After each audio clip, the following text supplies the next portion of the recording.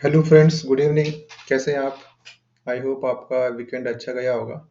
Anyways, आपने जो questions share किए थे ग्रुप के अंदर, तो ये वीडियो उसी के ऊपर है। We will try to discuss all those questions. ठीक है, तो स्टार्ट करते हैं। पहले क्वेश्चन से जो कि पूछा गया है शीर्ष से। शीर्ष ने पूछा है कि how market will react if BJP wins UP and other states elections and how if it does not, basically how market reacts to election results। तो शीर्ष जी, देखिए, पहली बात तो ये कि ये किसी को पता नहीं है कि कौन सी पार्टी कौन से स्टेट में आएगी। Right, this is an uncertain thing. Secondly, अगर हमें पता चल भी जाए कि कौन सी पार्टी को मेजोरिटी मिलेगी, तो उसका रिएक्शन कैसा होगा मार्केट में, ये किसी को नहीं पता। ठीक है, अगर आप लेमन्स के टर्म्स में देखें तो अगर बीजेपी को मेजोरिटी मिलती है तो मार्केट शुड अप्रिशिएट दैट। लेकिन हमें उस चीज का क्या फायदा है? देखो, हम इस टाइप के इवेंट्स में किसी आउटकम को प्रिडिक्ट करके या अज्यूम करके कुछ कर नहीं सकते basically, because market reaction is very unpredictive. अगर हम ये सोच के चलें कि ठीक है, बीजेपी की जो है गवर्नमेंट आ गई है, उसको मेजोरिटी मिल गई है, उसके बेसिस पे अगर हम पोजीशंस बना के बैठ गए, तो आई एम 100% श्योर कि वो चीज काम नहीं करेगी। हो सकता है एक या दो बार काम कर जाए, but this is something which is not going to work in the long term. ठीक है, तो अब देखो हम क्या करते हैं बेसिकली। सी, अगर मैं अपने बारे में बताऊं तो मैं किस टाइप की इन्वेस्टमेंट करता हूं आपको पता ही है। This is long term, swing plus F N O. ठीक है, और इन तीनों में ही जो है इलेक्शंस के रिजल्ट कुछ भी आए, मार्केट कैसे भी रिएक्ट करे, मुझे इतना फर्क नहीं पड़ता है। फर्क किसको पड़ता है? फर्क उनको पड़ता है जो इंट्राडे करते हो, जो इंट्राडे ट्रेडिंग कर रहे हैं, जिनको पोजीशंस बना के खेलना होता है। उनके लिए ये सब प्रिडिक्ट करना बहुत इंपॉर्टेंट होता है। बट सिंस हम, क्योंकि we are a long term investment, और इस टाइप के इवेंट्स देखो होते ही रहते हैं। राइट, अब देखो 29 स्टेट्स इंडिया के अंदर, कहीं ना कहीं इलेक्शंस होंगे, कुछ होगा, जैसा था क्या हो जाएगा, 1-2% मार्केट अप एंड डाउन हो जाएगा। How does it matter? अपने को उस चीज को प्ले नहीं करना है। I mean we are not expert for that particular thing. ना हमारे, आई मीन हम उस पोजीशन में है ही नहीं कि कोई ऐसी इंफॉर्मेशन हमारे पास हो जिसके बेसिस पे हम कुछ पोजीशन बना लें, बिकॉज इलेक्शंस के रिजल्ट अनसर्टेन है और उसका रिएक्शन भी अनसर्टेन है। ठीक है, इनफैक्ट मैं तो ये कहूंगा कि इससे बड़े जो इवेंट्स अभी पास्ट में हुए हैं, वन वाज दैट यूएस में जो एफओएमसी की मीटिंग हुई थी, एंड सेकेंडली बजट। ठीक है, तो अगर हम बजट की भी बात करें, लेट मी ओपन। ठीक है, 1 फेब को जो बजट आया था, ठीक है, that was I think in fact major event. ठीक है, दिस इज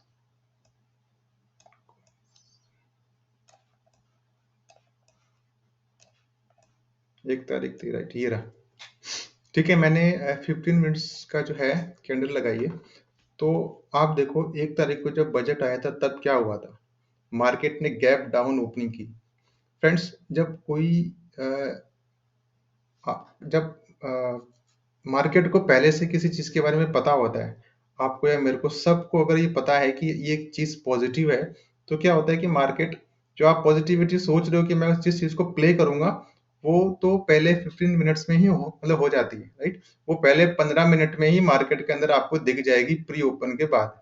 ठीक है, तो उसके बाद जब मार्केट ओपन हुआ था बजट वाले दिन, आपने देखा कि मार्केट बिल्कुल रेंज बाउंड था। कब तक? जब तक कि आपका मैम की स्पीच चल रही थी, फाइनेंस मिनिस्टर की। जैसे ही आपका बजट खत्म हुआ, मार्केट ने कैसा रिएक्ट किया? सी, मार्केट एकदम से गिर गया। तब बताओ, अब आप इसको कैसे प्ले करते हैं, मेरे को आप बताओ। आप मार्केट को शॉर्ट करके चलते या मार्केट को लॉन्ग करके चलते? मार्केट पहले क्या हुआ? गिर गया। उसके बाद क्या हुआ? चढ़ गया। तो सी, मार्केट का reaction is not our in our control. ये सब ऑपरेटर्स, बड़े बड़े इन्वेस्टर्स अपने हिसाब से मार्केट को मूव करते रहते हैं। राइट, बिकॉज वो मूव क्यों करते हैं? वो मूव इसलिए करते हैं because they have their positions.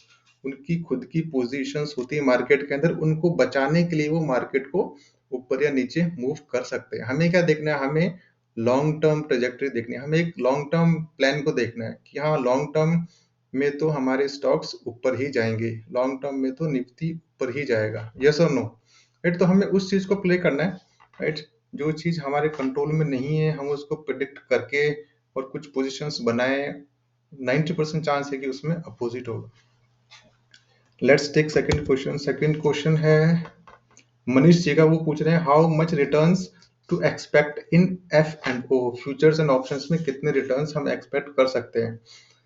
सी मनीष जी, ये कोई एफडी या कोई जॉब तो है नहीं, है ना। I mean to be very frank, ये कोई शेयर मार्केट के अंदर आप ये एक्सपेक्ट करें कि हाँ मंथली मुझे इतना पैसा मिल जाएगा, तो वो आप ऑन एन एवरेज निकाल सकते हैं, लेकिन क्या है कि ये बता पाना है कि हर महीने कितने पैसे आप कमा लेते हो, इट इज वेरी डिफिकल्ट।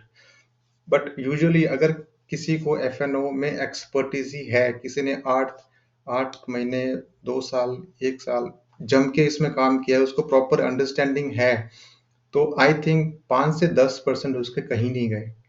ठीक है, तो आप अगर 10 लाख के कैपिटल एफ एंड ओ में लगा रहे हैं, if you are taking options, you are trading in the options, I think out of those investment of the 10 lakhs आप 50,000 to 1 lakh पर मंथ कमा सकते हैं।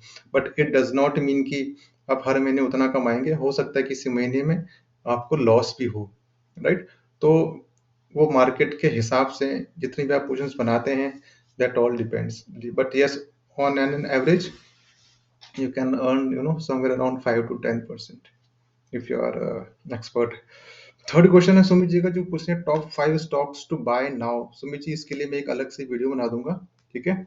अभी के करंट मार्केट में कौन से ऐसे 5 स्टॉक्स हैं जो बहुत ही अच्छी प्राइस पे चल रहे हैं, जो आप ले सकते हैं, बट लेना आपको अपने एनालिसिस के बाद ही है, ओके।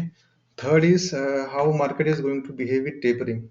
ये भी देखो ट्रिक के सवाल है, अगेन इसमें भी प्रोटेक्शन वाली चीज है। देखो अजय जी, टेपरिंग का मतलब पहले मैं बता देता हूँ अगर किसी को नहीं पता है तो। टेपरिंग का मतलब होता है जब भी कोई मार्केट में रिसेशन आता है, ठीक है, आपके इंडस्ट्री में या आपके, मुझे वर्ड याद नहीं आ रहा, जब भी आपके रिसेशन आता है या फिर कोई भी इकोनॉमिकल क्राइसिस आता है बेसिकली, तो आरबीआई या जो गवर्नमेंट है उसका क्या इंस्टेंस रहता है, वो एक अकोमोडेटिव इंस्टेंस लेके चलती है, that government tries to help the industry. जो ग्रोथ इंडस्ट्री की रुक जाती है रिसेशन की वजह से, तो उसको प्रमोट करने के लिए गवर्नमेंट क्या करती है, government will facilitate people and industry to take loans, है ना। गवर्नमेंट उसके अंदर पैसे को डालती है बेसिकली, ठीक है, वो लिक्विडिटी बढ़ाती है बेसिकली, ठीक है। मार्केट में लिक्विडिटी को बढ़ाने के लिए इनको क्या करना पड़ता है, they have to lower the interest rates. जब इंटरेस्ट रेट्स कम होते हैं तो लोग भी कम रेट्स पे लोन ले सकते हैं, और इंडस्ट्री भी जो है वापस से ग्रो करने के लिए they can take loans from the banks. तो इस टाइप से पैसा जो है वो मार्केट के अंदर आ जाता है। लेकिन जब ग्रोथ का जो पहिया है, जब वो रिकवर हो जाता है, जब वो क्राइसिस से बाहर निकल जाता है, फॉर एग्जांपल कोरोना के अंदर भी ऐसे ही हुआ था, राइट। जब क्रैश वगैरह आ गया था तो उसमें लिक्विडिटी डालने के लिए पैसा डाला जाता है मार्केट के अंदर, इंटरेस्ट रेट्स को लो किया जाता है, ठीक है, ताकि ग्रोथ को मतलब प्रमोशन मिले। लेकिन इवेंचुअली क्या होता है, जब मार्केट रिकवर कर जाता है, ठीक है, अगर आप देखें, इफ यू सी निफ्टी का, अगर आप लॉन्ग टर्म चार्ट देखें, एक सेकेंड,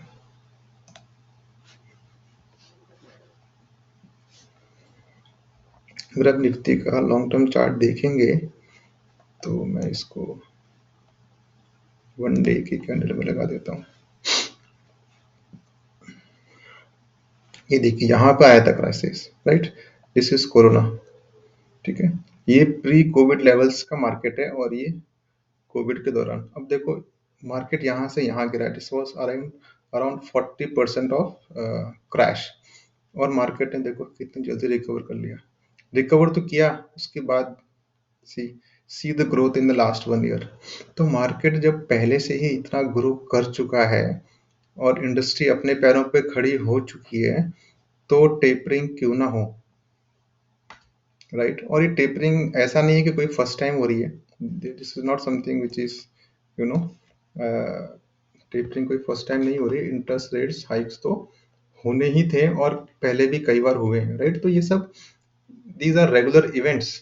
बजट हो गया, ये हर साल आता है, ठीक है, लेकिन हम उसमें क्या कर सकते हैं? ऐसा तो है नहीं कि आज बजट अच्छा आया बुरा आया हमने हमारा पूरा पोर्टफोलियो बेच दिया और हम घर आके बैठ गए कि नहीं ये सही नहीं था, या फिर इंटरेस्ट रेट्स हाइक हो गई। तो ये सब अप एंड डाउन मार्केट में चलते रहते हैं, they are more important for traders जो इंट्राडे ट्रेडिंग करते हैं। हमारे लिए this is not that much important, but yes आपका एक मार्केट को लेके व्यू होना चाहिए। ठीक है, आपका व्यू और आपका परसेप्शन क्लियर होना चाहिए कि मार्केट क्या चल रहा है, मार्केट के अंदर कैसे चल रहा है। For example if you talk about me, अगर आप इस चार्ट को देखेंगे तो आपको क्या लग रहा है, ये प्री कोविड लेवल, ये कोविड का फॉल, और इसके बाद ये इसने प्री कोविड लेवल को तो क्रॉस किया ही, लेकिन अब उसके बाद देखिए मार्केट पिछले एक साल में सिर्फ भागा है, सिर्फ भागा ही भागा है। अभी पिछले कुछ महीने से कर रहा है कंसोलिडेट। तो मुझे लगता है क्योंकि मार्केट बहुत ज्यादा रन अप कर गया है पिछले एक साल के अंदर, आई थिंक मेरा ये व्यू है कि वो अगले एक साल तक यानी कि 2022 में it will not appreciate too much, बहुत ज्यादा ग्रोथ मार्केट में नहीं आएगी, it will consolidate this year actually. ठीक है, एक एक आध हजार अगर ऊपर चले जाता है दैट इज फाइन, बट ऐसा ऐसा मेरा व्यू है। बट इस व्यू को लेके मैं चलूंगा, लेकिन इसके बेसिस पे कुछ पोजीशंस बना लूं तो that will be wrong. Okay, next question लेते हैं। नेक्स्ट क्वेश्चन है सुमित जी का, top 5 stocks to buy now. ये हो गया, अजय जी का हो गया। Kapil ji, what is future of finance company? Finance companies का फ्यूचर अच्छा है कपिल जी। फाइनेंस कंपनीज की अगर हम बात करें तो that that includes banking as well as the NBFCs, non non banking. ठीक है, तो बैंकिंग के अंदर अपने तीन स्टॉक्स जो मैं यूजुअली प्रेफर करता हूँ, दैट इज वो ऑर्डर में है, HDFC bank, Kotak bank and ICC bank. ICC के बैंक रिटर्न्स इस साल बहुत ही अच्छे रहे। ठीक है, एंड आई पर्सनली फील कि जिस टाइप के रिजल्ट्स इस बैंक ने दिखाए हैं, it deserves you know to be above 1000। उसके जो शेयर की प्राइस है वो कहीं ना कहीं मैं 1000 के आसपास देख रहा हूँ। और जहाँ एचडीएफसी और कोटक बैंक की बात है, दोनों उनके भी रिजल्ट्स अच्छे हैं। ठीक है, पिछले 2 क्वार्टर से इन सब के रिजल्ट्स अच्छे हैं, और इनका जो एसेट क्वालिटी है वो अच्छा हुआ है, और इनके एनपीएस डिक्लाइन हुए हैं। और कहीं ना कहीं मेरे को ये लगता है कि ये स्टॉक्स इस साल परफॉर्म करेंगे। ठीक है, अगर कोई और नया वायरस नहीं आया तो आई एम प्रीटी श्योर कि एचडीएफसी बैंक, जो कि पिछले एक साल से अगर आप देखो, मैं आपको यहाँ पे दिखाता हूँ, थोड़ा इजी रहता है। एक साल से पिटा हुआ है ये शेयर, और जबकि एक साल में अगर आप देखेंगे तो इसने कोई रिटर्न दिए ही नहीं है। तो मुझे कहीं ना कहीं लगता है कि इस साल, ये साल जो है वो इन्हीं कंपनीज का रहने वाला है। कहीं ना कहीं ये सेक्टर पिछड़ गया है, and it is going to perform outstanding. अगर आप एनबीएफसी की बात करें तो Bajaj finance is my one of the favourite stocks. इसने बहुत अच्छे रिटर्न्स दिए हैं। एक साल में सिर्फ 30 है, लेकिन अगर आप 5 साल की बात करोगे तो मजा आ जाएगा। 577% इन 5 years। ठीक है, इसका एक बड़ा भाई है बजाज फिनसर्व, इसकी होल्डिंग कंपनी बेसिकली। ठीक है, बजाज फिनसर्व के भी रिटर्न्स आप देखेंगे तो बहुत ही शानदार रहते हैं। 5 साल में 570, सॉरी बजाज फाइनेंस है,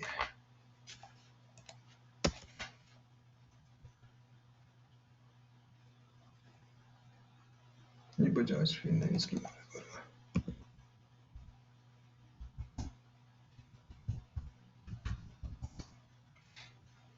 ठीक है, बजाज फिनसर्व 5 साल के अंदर 345% रिटर्न। तो ये 5 कंपनियां हैं जो मैं बैंकिंग में ट्रैक करता हूँ, फाइनेंस सेक्टर में, और जिस सेक्टर के लिए मैं इस साल के लिए बुलिश हूँ।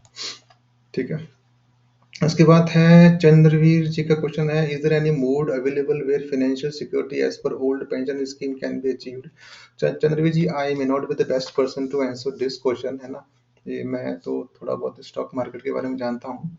अदरवाइज आप अगर वैसे पूछ रहे हैं कि सिक्योरिटी के साथ एज ए पेंशन आपको मिलता रहे, तो आई थिंक स्टॉक मार्केट में अगर आप अपने बुढ़ापे तक पैसा इन्वेस्ट करके रख सकते हैं, तो आई थिंक उससे बहुत बड़ी बात तो कुछ हो नहीं सकती। If you can hold till your retirement, तो I think.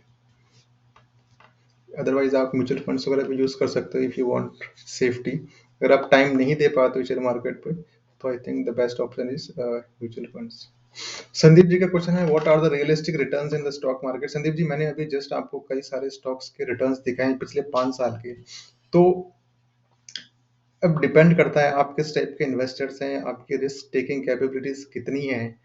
On based on that only आप पता कर सकते हैं कि आप कितने रिटर्न आप पाएंगे। कुछ लोग तो लॉस में निकलते हैं, कुछ लोगों को एवरेज रिटर्न्स मिल जाते हैं, कुछ बहुत अच्छा कमाते हैं।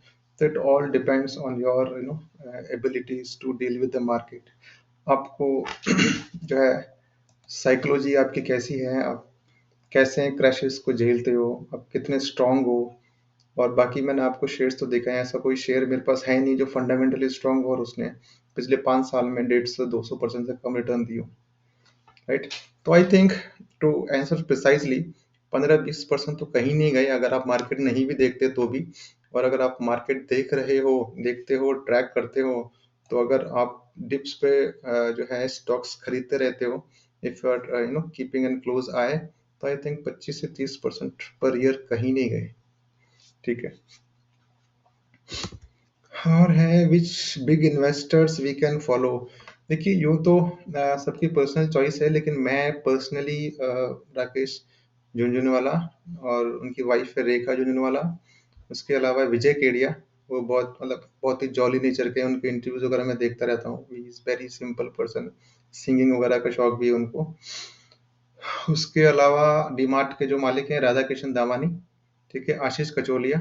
तो ये कुछ नाम हैं जो मैं ट्रैक करता हूँ। ट्रैक करना इन द सेंस कि ऐसा नहीं है कि आपको उनके जो पोर्टफोलियो में जो स्टॉक्स हैं वो आपको बाय करने होते हैं, ऐसा आप कभी भूल के भी मत करना। They have their different risk taking abilities, उनके प्लान्स अलग होते हैं, उनका मोटिव अलग होता है, उनकी रिस्क टेकिंग कैपेबिलिटीज अलग होती है। और आपको जब आपको कोई भी इन्वेस्टर अगर किसी स्टॉक में इन्वेस्ट कर रहा है, वो आपको कब पता चलता है? वो एक उस क्वार्टर के खत्म होने के बाद पता चलता है कि आरजे ने टाइटन में है, आरजे ने टाटा मोटर्स में इतना परसेंट ऑफ स्टेक बढ़ाया है या कम किया है। ठीक है। तो बढ़ाने की तो न्यूज आपको कई बार मिल जाती है, लेकिन अब आरजे आपको फोन करके तो कहेंगे नहीं कि आज मैं जो है यहाँ से एग्जिट कर रहा हूँ, राइट? तो वो तो एग्जिट हो जाएंगे टाइम पे, लेकिन आप नहीं हो पाओगे और आपको कॉन्फिडेंस भी नहीं आएगा। See, confidence is very important. You cannot just अब जैसे आरजे कह रहे हैं कि he is very bullish on government banks, may be वो सही हो, लेकिन हाउ यू आर कन्विंस्ड, आपको अपने आप को आप कैसे कन्विंस करोगे? Let's see the share of Canara bank. ये इसका मैक्सिमम चार्ट है। अब बताओ, आप अपने आप को कैसे कन्विंस करोगे? अंटिल सी, आपके पास अगर कोई इंटरनल न्यूज या कुछ ऐसा डेटा आपके पास नहीं है, जो कि रिटेल इन्वेस्टर के पास बहुत कम रहता है, राइट? तो हम इस टाइप के स्टॉक्स में जाना क्यों पसंद करें? Rather we should go for safe stocks, right? जो मैंने अभी डिस्कस किए थे आपके पास बैंकिंग में। आपको हो कि भाई मुझे जो है एनटीपीसी में जाना है, तो ये एनटीपीसी के सूरत हाल है, तो बड़ा ही डिफिकल्ट होता है फ्रेंड्स। आप डेफिनेटली उनको फॉलो करें, उनके इंटरव्यूज जरूर सुना करें। मैं यही काम करता हूँ, मैं उनको उनके स्टेक्स देखने के बजाय किस किस स्टॉक्स में उन्होंने इन्वेस्ट किया है, वो अगर आपको पता चलते हैं तो आप उसको स्टॉक्स को एनालाइज कीजिए कि उसमें ऐसा क्या है, उसने क्या देखा कि वो उसमें इन्वेस्ट कर रहा है। लेकिन जस्ट बिकॉज कि वो इन्वेस्ट कर रहा है हम भी करें, that is not a good practice. Okay, I think that is all I have friends. और कुछ कोई क्वेश्चन? ठीक है फ्रेंड्स, तो मेरा कहना यही है। स्पेशली जो क्वेश्चन फर्स्ट था और ये था टेपरिंग वाला और कौन इलेक्शन में जीतेगा, देखो, being a long term investor हमें सिर्फ अपना काम करना है। और हमारा काम क्या है? हमारा काम ये है कि हमारे फेवरेट स्टॉक्स कौन से हैं उनको सेलेक्ट करना और घात लगा के बैठ जाना कि वो स्टॉक मेरे को उस प्राइस पे जब मिले तो मैं उसको ले लूं। ठीक है। इस चीज को एंश्योर करना है। होता क्या है, जब स्टॉक भाग रहा होता है तो आप कहते हो काश मुझे ये इतने पे मिल जाए, काश मुझे इतने। और जब मार्केट गिरता है ना, और जब वो स्टॉक एक्चुअल में उस प्राइस पे आता है, तो आपकी हिम्मत नहीं होती उस शॉर्ट स्टॉक को खरीदने की। जो हिम्मत कर लेता है वो जीत जाता है, जो नहीं करता वो पछताता रहता है। ठीक है। तो हमें हमारे वही काम करना है। अच्छे स्टॉक्स की लिस्ट बना के रखो, उनको किस प्राइस पे बाय करना है वो बना के रखो। मार्केट गिरता है तो उनको खरीदो, मार्केट भागता है तो अच्छी बात है। एंजॉय करो, ठीक है। और अगर आप एफ की बात करो तो उसमें तो हमेशा मजे आते हैं। अगर आपका मार्केट गिर रहा है तो भी प्रॉफिट है, मार्केट भाग रहा है तो भी प्रॉफिट है, मार्केट अगर कंसोलिडेट भी कर रहा है तो आपका टाइम डिके लग रहा है तो उसमें भी प्रॉफिट है। तो प्रॉफिट ही प्रॉफिट है। The only thing is you should know how to trade in the F. Alright friends, I hope आपको मजा आया होगा। Take care.